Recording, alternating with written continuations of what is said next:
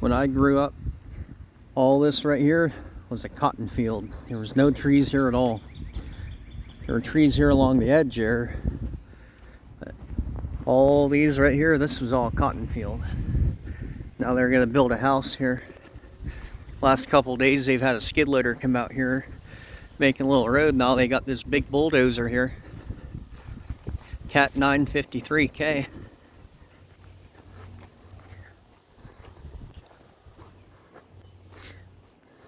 I used to ride four-wheeler and three-wheeler and mini bike the whole way down along the edge of the field, keeping outside the plants and stuff.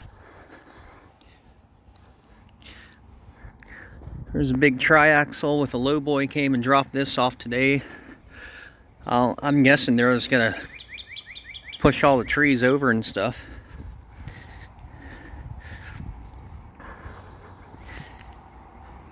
That's pretty cool though.